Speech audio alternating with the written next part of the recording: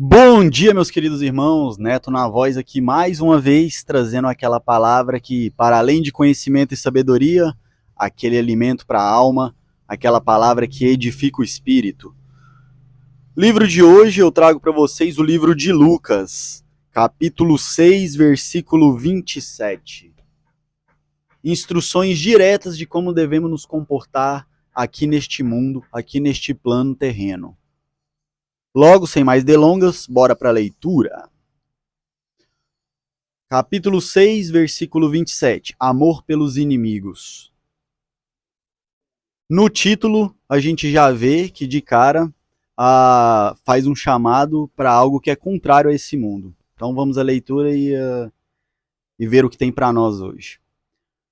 Mas a vocês que me ouvem, eu digo, amem os seus inimigos, façam o bem a quem os odeia, abençoe quem os amaldiçoa, orem por quem os maltrata.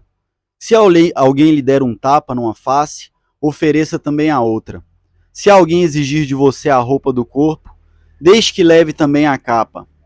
Dê a quem pedir, e quando tomarem suas coisas, não tente recuperá-las. Façam aos outros o que vocês desejam que lhe façam. Muito bem, meus irmãos. Dadas instruções no mundo de hoje, a gente vive confiando numa justiça terrena, sendo que o Pai vai nos instruir a outra coisa, a confiar na justiça divina.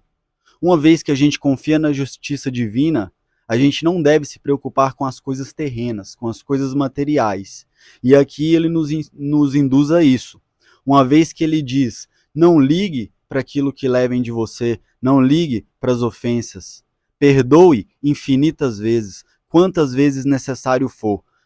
Sejamos realistas. Nesse mundo de hoje, se alguém lhe faz uma injúria, lhe faz uma calúnia, ou lhe rouba algum material, ou pega algo seu, você vai procurar a justiça dos homens, correto? Errado, meu irmão. O homem é falho. Essa justiça é extremamente falha. A gente não deve se apoiar nela. De maneira nenhuma. A gente deve confiar em Deus, e Deus vai nos ensinar assim: não ire e não se vingue de ninguém. A vingança é por minha conta. Quanto mais você orar por aqueles que te fazem mal, quanto mais você devolver o mal com o bem, a Bíblia vai dizer o seguinte: é como se você colocasse brasas sobre a cabeça dessas pessoas. Porque ao mesmo tempo que ela te fere, te magoa, ou tenta te ferir, né, ou tenta te magoar, você devolve com aquilo que é contrário a isso, com a energia contrária, não estimulando cada vez mais a ira, mas devolvendo com bondade, paciência, amor. E eu sei que é uma missão difícil, estamos aqui nesse mundo para aprender, tanto eu quanto você, mas uma vez que temos as instruções de como agir, vamos negar as instruções e recorrer à justiça humana, cheia de ira, cheia de ódio? Pelo amor de Deus, né, meus irmãos? Pelo amor de Deus, justamente. Continuando a leitura. Se vocês amam apenas aqueles que os amam, que mérito tem? Até os pecadores amam quem os amam. E se fazem o bem apenas aos que fazem o bem a vocês, que mérito tem? Até os pecadores agem desse modo. E se emprestam dinheiro apenas aos que podem devolver, que mérito tem? Até os pecadores emprestam a outros pecadores na expectativa de receber tudo de volta. Portanto, amem os seus inimigos, façam-lhes o bem e emprestem a eles sem esperar nada de volta. Então a recompensa que receberão do céu será grande e estarão agindo de fato como filhos do Altíssimo, pois ele é bondoso e mesmo com os ingratos e perversos. Sejam misericordiosos, assim como seu Pai é misericordioso. Meus irmãos, não existe ninguém que se declare mal, não existe ninguém que se declare ruim. As pessoas fazem as coisas injustas e maldosas sempre para o bem ou de si mesmo ou dos entes próximos queridos. É o bem da sua família em detrimento dos outros. Isso é o comum, isso é o que a maioria faz, isso é que a humanidade tem como resposta de ser bom hoje em dia. Mas Jesus vai além. Ele fala, poxa, que diferença faz você fazer o bem àquele que você sabe que vai te retribuir, assim como As famílias dominadoras, os opressores desse mundo, aqueles ditadores, eles fazem o bem para a sua família, mas em detrimento dos seus inimigos, em detrimento do restante da população. Jesus convida a fazer diferente. Faça o bem a todos, indiscriminadamente, e deixe que Deus, assim como ele traz a justiça e a vingança àqueles que precisam e àqueles que merecem, que vão colher, pois não há plantio sem colheita, ele também retifica, recupera, dá com muito mais valor aquilo que lhe é tomado. Eu falo por experiência própria e como testemunho aqui, pois eu já tive circunstâncias onde eu vi que eu fui roubado ou fui injustiçado, e quando eu entendi que eu devia dar graças até nisso, impressionantemente, a partir do momento que minha mente concebeu a gratidão até pelo mal feito do, vamos dizer, meu inimigo, na cena seguinte da vida, apareceu uma proposta para mim de trabalho onde eu ganhei 2, 3 vezes mais aquele valor que tinha me sido levado.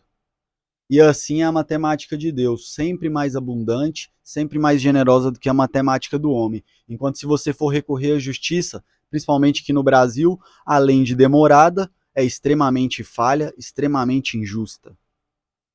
Portanto, meus irmãos, não seja juvenil, não seja inocente. Recorrer à justiça de homens corruptos, você vai obter o quê? Mais corrupção. Cristo nos ensina a matemática perfeita, procurar o sábio dos sábios, o juiz dos juízes, o rei dos reis. Procure a Deus em todas as coisas. Sirva a todos como se servisse a Ele. Jesus nos traz um chamado de paciência, humildade e perdão. A Bíblia toda é sobre perdão, é sobre Jesus nos perdoando e nos redimindo de nossos pecados. Quem é nós na fila do pão para não perdoar as outras pessoas e para não seguir o mesmo exemplo? Compreende o nível? Então, continuando aqui a leitura. Não julguem e não serão julgados. Não condenem e não serão condenados. Perdoem e serão perdoados. Frequência e vibração. Aquilo que você emana para o universo emana de volta para você. Simples assim. E outra, não somos juízes, não temos consciência do todo, não sabemos de todas as variáveis. Por que motivos eu saberia fazer um julgamento correto se eu não tenho noção da realidade como um todo? Como posso julgar outra pessoa? Falei isso no vídeo passado. É outro patamar. É algo muito mais complexo. A vida das pessoas, a gente não sabe o que cada um está passando, meus irmãos. Por isso, Deus nos ensina a ter paciência e tratar a todos como queríamos ser tratados, porque cada um está vivendo uma batalha, cada ser humano está vivendo uma luta particular da qual quem vê de fora não conhece, quem vê de fora não enxerga. Logo, meus irmãos, é sábio, é prudente não julgar ninguém. Deixe que o juiz dos juízes julguem. Nós aqui, no máximo, julgamos atos. Ah, essa atitude não é legal, essa atitude aí é mais legal. Mas agora julgar as pessoas é um nível muito mais profundo que não nos cabe, pois não temos a compreensão necessária para tal feito. Continuando. Sua dádiva lhes retornará em boa medida. E é o que eu digo, Deus devolve e devolve com generosidade. Volta muito mais do que você dá, pode ter certeza. Seja para bom ou seja para ruim.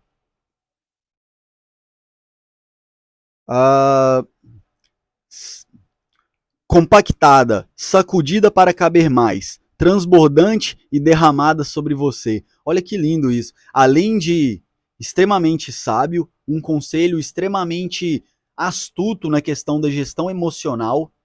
Inclusive, recomendo um livro, O Homem Mais Inteligente da História, de Augusto Cury, onde ele mostra do ponto de vista psicológico como Jesus era um extremo sábio e sua filosofia é a maior gestão emocional já escrita na face da Terra.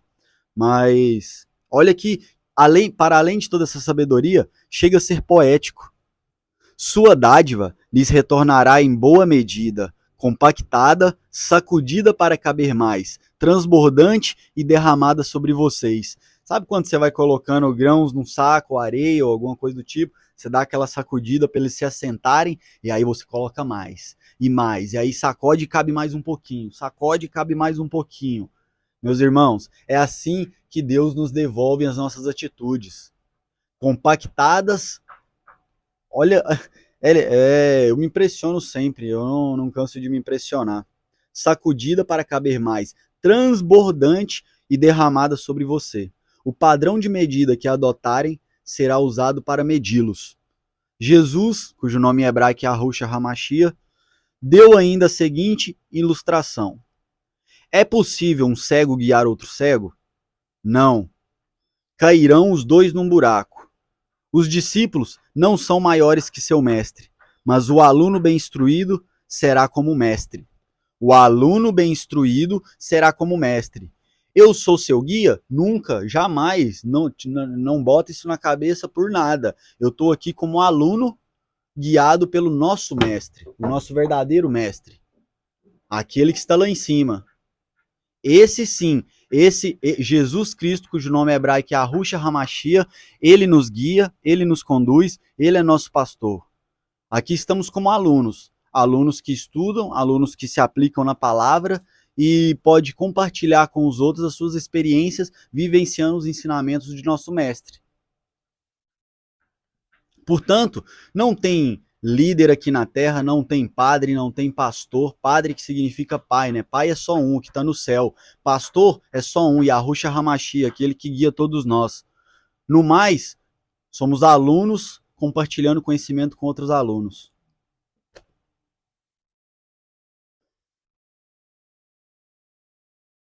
Continuando. Por que você se preocupa com o cisco no olho de seu amigo, enquanto há um tronco em seu próprio olho? Como pode dizer, amigo, deixe-me ajudá-lo a tirar o cisco de seu olho e não consegue ver o tronco em seu próprio olho? Hipócrita. Primeiro, livre-se do tronco de seu olho, então você verá o suficiente para tirar o cisco do olho do seu amigo. Em verdade vos digo, irmão, que se você começa a se limpar, o efeito causado na sua vida já beneficia quem está ao seu entorno. Se você foca na sua purificação, em limpar seus pensamentos, o seu coração, a sua alma, os resultados disso já influenciam positivamente o entorno.